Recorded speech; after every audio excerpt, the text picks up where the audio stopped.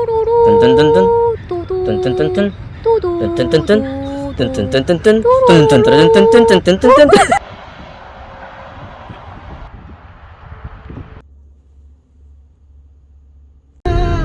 morning. Can you pick up your nickname for your episode today? Like that. Jago Jago Jinho. Jinho. Good morning, Jago Jinho. Let's get it started. Good morning, mate.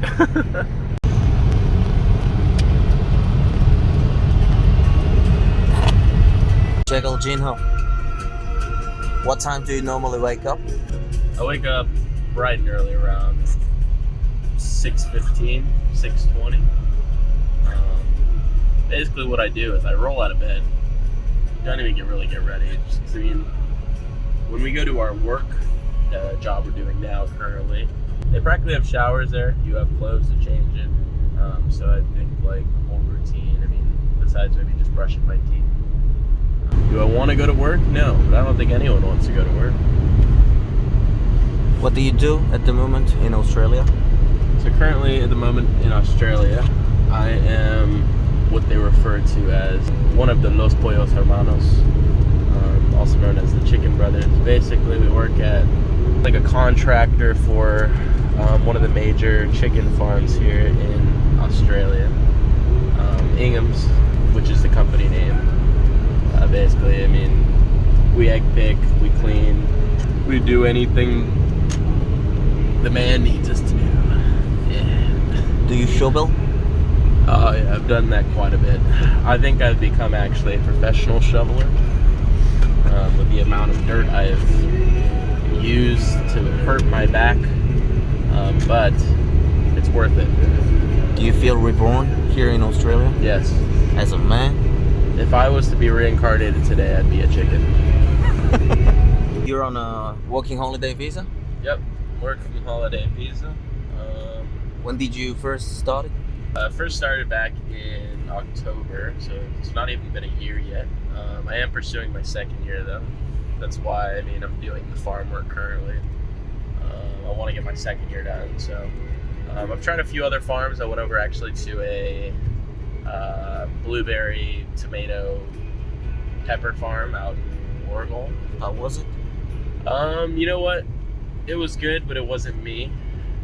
I think just the atmosphere of the place wasn't what it was for me. So obviously I kept the job hunt looking for the farm that I thought was ideal, that would work for me. Where I would, because you got to enjoy getting your days done. You can't just work at a place and be miserable. I worked there for about 2 weeks, and then I found this place, not this place, Ingham's. Came over there, and even though it was hard work, I mean, I'm usually a hard worker when it comes to any job, but yeah, I just got it done. Yeah, all right. Which one paid the better? That was part of the reason why I left, because this is something to look into too. When you're looking at working on farms, you do have to be careful, because there is farms that do not pay you what is horticulture, the horticulture laws that they stated, and then those are things that you need to obtain your visa.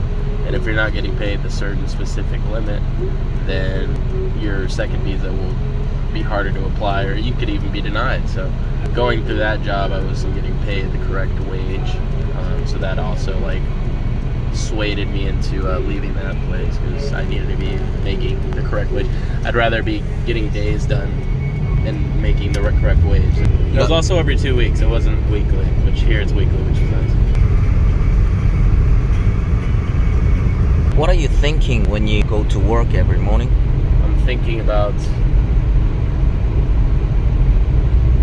how miserable I am now. My days being completed, just another day.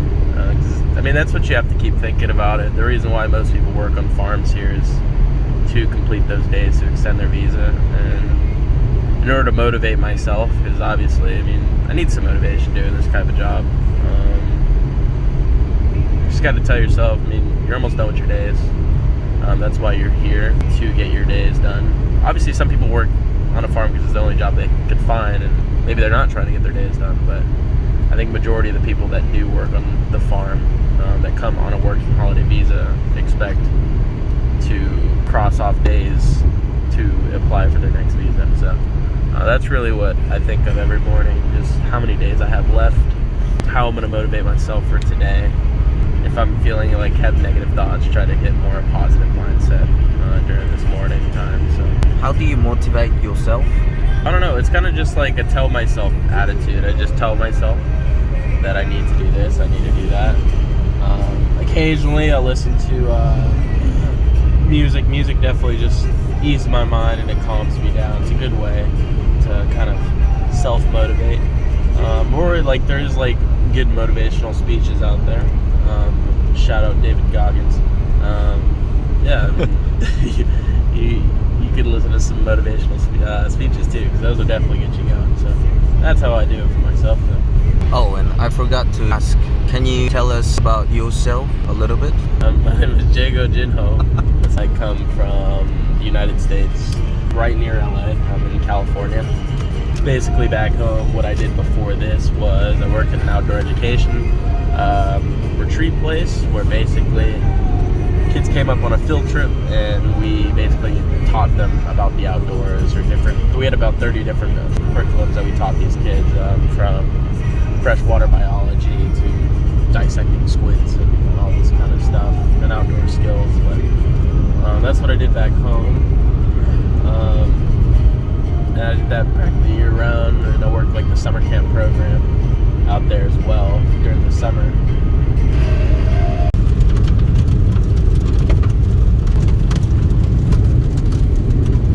Do you like this road? No, it's the worst road, no demand. What are you thinking when you take this road? Stress. Yes, because the vehicle I bought here, it's a little older, and I trust it a lot, but I just, I've had too many flat tires that I'm not trying to have one in Australia. So this is my lifeline. This is how I get to work.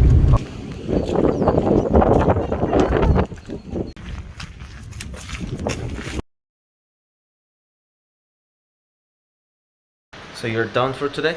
Done for today. So- After about maybe like 10 miles of walking, but yeah, I'm done for today. What are you thinking? Gym time. Yeah.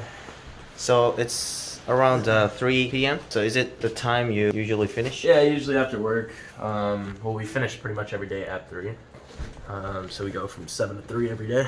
And after work, I tend to just go to the gym. Trying to get fit, man. Good health. Gotta take care of the health. That's a big thing. So, yeah. Geraldino, where did you buy your car? Vehicles in Australia is somewhat of a hassle, I feel like. But it took me about maybe, I didn't get it right away. Some people get their cars right away, some people don't. Yeah. Me, preferably, I was looking for a deal. That was my thing. I was looking for deals, how to save money. Obviously, being a backpacker in Australia, you're trying to make sure like you're not spending too much money, you know? I was really shopping around. I was on carsales.com, as a lot of people get their vehicles. First, before I got into carsales.com, I was scrounging through Facebook. Fun fact, do not go through Facebook looking for cars. How do you do usually in America when you want to buy a car? Just like here, you can go shopping around, you go on the websites, but a lot of people, I'm not using this as a reference in America, there's people that it's easier to get away with driving without a registration.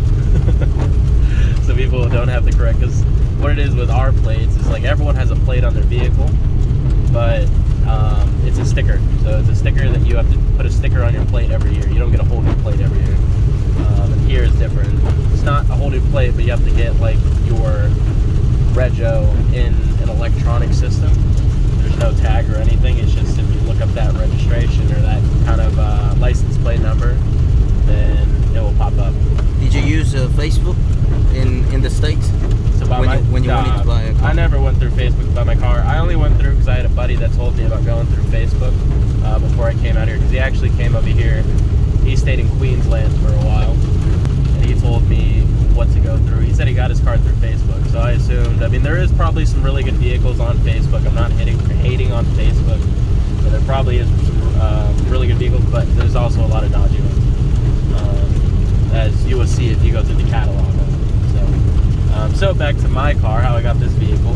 Before that, I guess we could get it even more on Facebook. I bought a $500 car on Facebook.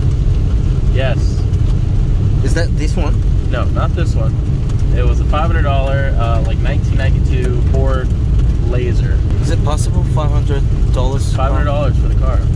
It ran. The only issue was I had to get a jump start because the battery was shot. Well, when I got a new battery for it, it ran. But obviously there was other issues with it, but it wasn't like immediate issues. I could drive it. But in order to get a car with a rego, or to get a car registered, you need to have no issues, and you have to go through a licensed person that will pretty much fix up your car and tell you that you need to fix this, you need to fix that, and you need rego in order to be on the roads here. If you don't have rego, it's a big issue. So with that car, I knew I was gonna have to pay all these fees, and I know with mechanics too, it's kind of like with these places, like, I mean, they could kind of rip you off. Like, you don't really know what's fixable, and this is the only reason why I don't like the system. They get to look at everything, and every little thing. It could be one tire that you need to change that might just have a little bit of tread, then they'll just say that needs to be changed before you get your rego, and they could accept or deny you if you're roadworthy or not. So I had that $500 car, ended up not driving it. It just stayed in front of the house because I just didn't feel safe driving it. Then I eventually sold it, and then I bought this one. Spent a little bit more, but I still got it for cheap than a lot of other people. I only got this car for $2,000, and I went through car sales to get it. Because car sales, there's a lot more legitimacy with the sale. Because most of the cars on car sales, usually they have rego. Some of them don't. If you're looking like at the $1,000 range or $500, yeah, those are the people who are just trying to get rid of it, or it just doesn't work and they're selling it for parts. But I got this car for $2,000 on car sales. It was on the other side of Melbourne, so West Melbourne. I had to drive all the way over there with my partner, and everything looked fine. So went ahead, purchased the car, gave him $2,000 up front, and then had to go get a roadworthy because he sold it without roadworthy. He was gonna get it, but it took too long. So I was like, oh, everything looks fine on the vehicle, obviously. Took the car into a mechanic to get the roadworthy done, and then the mechanic told me I needed to pay $1,500, and like, basically I had to pay that. So basically it came out to as much as I would have spent if I bought a car that was fine, around the 4,000 range, which was fine ultimately. But So did you pay $1,500? so I technically paid $3,500 because I had to fix the car. So I bought the car for $2,000 and I fixed it up for $1,500. So I paid about $3,500 for the car. You've mentioned your partner. I noticed that here in Australia, they call their girlfriend or wife, Yeah. everything partner. See, the thing is, in America we refer to that as well. Yeah. But I've come to like realize because they refer in a professional setting as partner. So I've just gotten accustomed to telling people like it's my partner. Have you met your partner here in Australia? No, we met actually in America. You could say it's part of the reason why I'm here. Obviously, it's not the entire reason, but it definitely swayed me to come over this way. So I met her. It hasn't even been a year since I've known her. It's about to be a year. We met last summer, American summer, not Australian summer. Both worked at a summer camp in the San Bernardino Mountains, which is, if you're looking at geography, it's about 2 hours east of Los Angeles. So we both worked there. She came over from Australia. I was already working there the summer before, but she also worked there previously. She worked there in 2016, and she decided to come back to work another summer in the States. At the time, I was so accustomed. I worked summer camps for the past like 6 summers. That was my thing. Goes to the summer. Basically, how it kicked off was I was minding my own business, and I just have natural charm. It's just what it is. She came up to me first because I didn't approach her, which it's true. I was just sitting there on the phone with my parents, and she came up to me, which I was like, whoa, this is weird, but honestly, you're really cool, so let me get to know you. And then we kept talking throughout the summer, getting to know each other, hanging out, and ended up dating. And my original goal was to come to Australia already. I already knew like a couple people that came out here on work holiday visas, some Americans, some Brits. They practically just told me, yeah, Australia's sick, you should go out there for a year. It's definitely like an experience. Ready to go to an Aussie, ready to fulfill some cool experiences that I'm gonna embrace, which I've had some pretty good experiences so far here.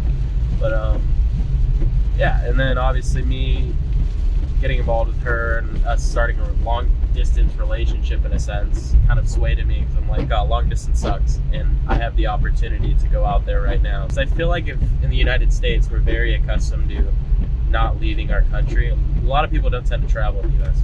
We have to, you know, from high school, go to college, do your degree. You have so much time that you need to spend on this degree at all times. You need to do this. You have no time to do this. Then after you're done with college, get a job. You need to start work. I would say, compared to Australia, work-life balance in America is not as good as Australia. I think the work-life balance here is like amazing. They really don't try to stretch out hours for employees and give them enough ample time off. A lot of different public holidays. We really don't get much time off in the States. So I think just getting the experience of being able to get time off and enjoy my time while I'm here has been great.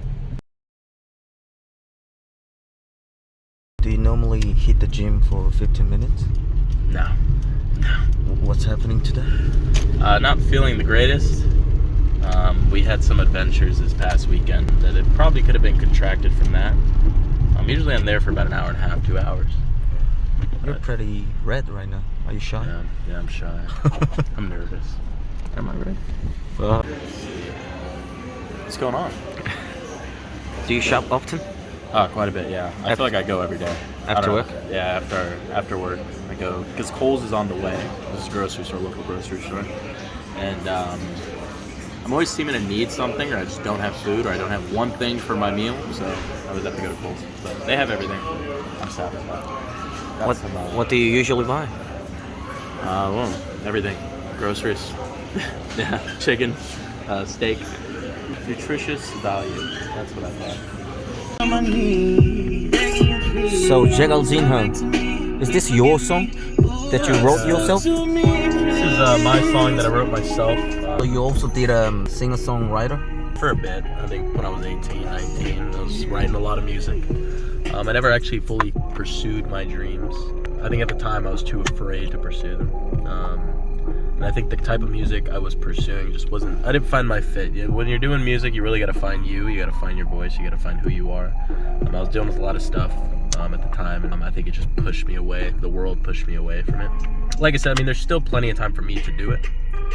And I think I definitely want to get back into it. And I mean, we got to try. You got to put some effort into it. Yeah.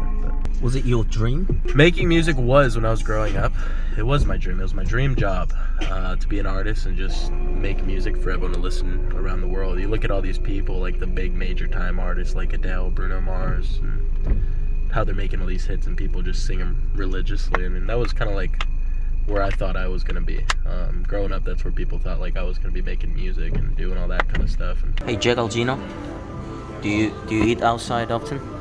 not usually. I mean, usually maybe once every 2 weeks. Usually with my old roommate, we'd go get some food on payday. Because today's payday, Wednesdays. So we'll kind of like celebrate, be like, hey, we worked hard last week. Let's go get some food. And we're actually at Lion Wolf right now in Packnam. One of my favorite like Thai food places. Get that started.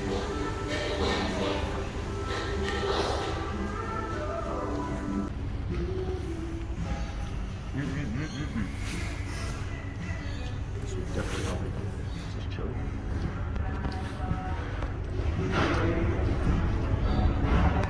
Sweet and sour. Where are we now, Gina? The chemist. Need some medication. Are you sick? Hello. Yeah.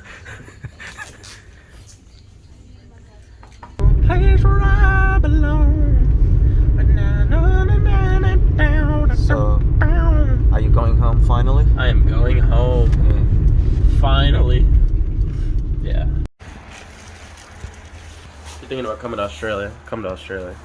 It's a great experience, life-wise, and just outlook-wise. It really makes you appreciate a lot more stuff. So, come to Australia, especially if you're young.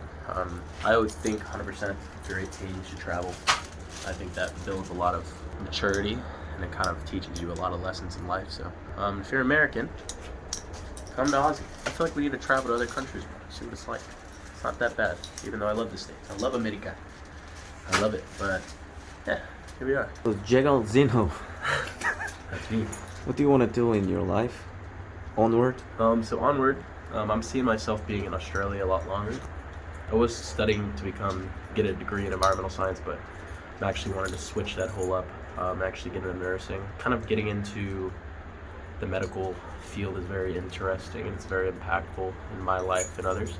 So I think I want to study here, study abroad in Australia, get on a student visa, become an enrolled nurse first, and then pursue my bachelor in nursing.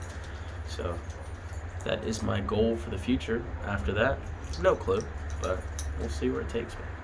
Check it again in like 5 years. Do you recommend the egg farm to other people? Yeah, Ingham's a really good, stable farm. One of the good farms. So if you guys are looking for work, Ingham's, they're always hiring, they're always looking for people, especially work holiday people. Throw us out there. It's a stable place to get your work done.